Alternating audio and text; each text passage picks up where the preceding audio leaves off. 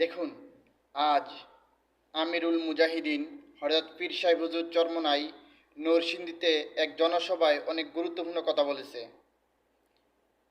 আগামী জাতীয় সংসদে কোনো চাঁদাবাজ, কোনো সন্ত্রাসীদেরকে আমরা দেখতে চাই না। আমরা চাই আল্লাহওয়ালা খোদাভীরু লোককে যেন ইসলামের কায়েম করতে পারে। শুনুন কত সুন্দর কথা বলেছে। 53 বছর যেই নীতি আদর্শের মাধ্যমে যারা দেশ পরিচালনা করেছিল, এদের মাধ্যমে আমরা বাংলাদেশের মানুষ কি পেলাম? 5 বার এই দেশটা তামাম দুনিয়ার মধ্যে দুর্নীতির দিক থেকে, চোরের দিক থেকে ফার্স্ট হয়েছে। এদের পরিচালনা আমরা পেয়েছি। হাজার হাজার লক্ষ লক্ষ মায়ের কোল, যেই সন্তানগুলো আমাদের বাংলাদেশের ভবিষ্যৎ প্রজন্ম, মেধাবী মেধাবী ছেলেগুলো, যাদের পরিচালনায় মা সন্তানকে হারালো। এদের পরিচালনায় আমরা পেয়েছি রাস্তায় নামলে গুম, ঘরে থাকলে খুন। আমরা এদের পরিচালনায় পেয়েছি আয়না ঘরের মতো আইয়ামে জাহিলিয়াতের সেই অসভ্য যুগের ইতিহাসও হার মানিয়েছে। এদের পরিচালনা আমরা পেয়েছি আয়না ঘর। এদের পরিচালনা আমরা পেয়েছি আমাদের দেশ সংরক্ষণকারী মেধাবী নদীর চৌকস, সেই ট্রাজেডি পিলখানা। আমাদের উদীয়মান অফিসারগুলো জীবন ধ্বংস হয়েছে আমাদের এই বাংলাদেশে, তাদের পরিচালনা আমরা পেয়েছি।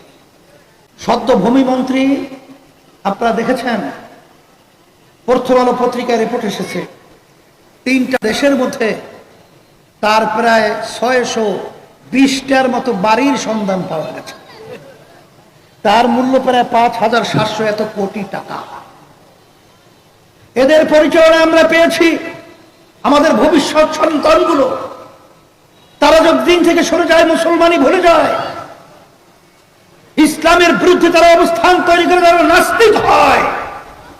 5ই আগস্ট, জুলাইয়ের কিছুদিন এ দেশে যে ঘটনা ঘটে গেল, হাজার হাজার মায়ের কোল সন্তান হারা হলো, হাজার হাজার পঙ্গুত্ব বরণ করলো, 500-র মতো তাদের জীবনে আর কোনোদিন আলো দেখবে না, চক্ষু হারালো। আমি সেদিনকারও, আজকে বাংলাদেশের চিকিৎসায় তারা ভালো হচ্ছে না, বিদেশে পাঠিয়েছে, তাদের সঙ্গে আমি কথা বলেছি। তখন তারা বলেছে তাদের অবস্থান শোনার পরে চোখে পানি রাখা যায় না। এখন কথা হলো যে যারা 53 বছর দেশ পরিচালনা করেছে, এরা নতুন ভাবে আবার ক্ষমতায় এসে আমাদেরকে নতুন কোনো মধু খাওয়াবে, মধু দিতে পারবে, এই চিন্তা করাটাও সম্পূর্ণ ভুল।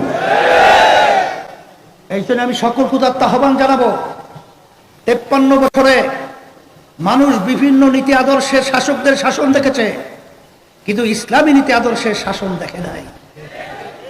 ইসলামী নীতি আদর্শ এমন এক নীতি আদর্শ, যেই নীতি আদর্শ 5ই আগস্টের পরে আপনারা দেখেছেন এক শ্রেণী তখন নেমেছিল, যখন মায়ের কান্না তখন বন্ধ হয় নাই, মা আফসোস করছে, কলিজা ফাটা চিৎকার দিচ্ছে যে আমার সন্তান আজকে আমাকে কয়েকদিন পর্যন্ত মা বলে ডাক দেয় না। এক শ্রেণী নেমেছে চাঁদাবাজির জন্য, স্টেশন দখলের জন্য, ঘাট দখলের জন্য। ওরা নিজেরা বাঘ বঠরের সমস্যা তৈরি হওয়ার কারণে নিজেরা নিজেদেরকে মেরে ফেলেছে প্রায় 200-র মতো। কেন্দ্রীয় নেতারা পর্যন্ত ওদের কাছে নিরাপদ নয়। আজকে ব্যবসায়ীরা ওদের কাছে নিরাপদ নয়।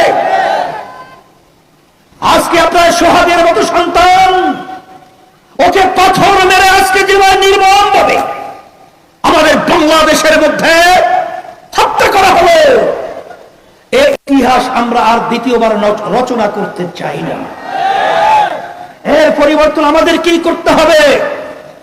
এই জন্য আমি পরিষ্কার বলছি, আমরা আওয়ামী লীগ, বিএনপি, জাতীয় পার্টির শত্রু নয়, কিন্তু যারা নাকি আমাদের এই দেশকে নিয়ে ক্ষমতার লোভিয়া, যারা আমাদের বাংলাদেশকে 5 বার চোরের দিক থেকে ফাঁস বানিয়েছে, এই যারা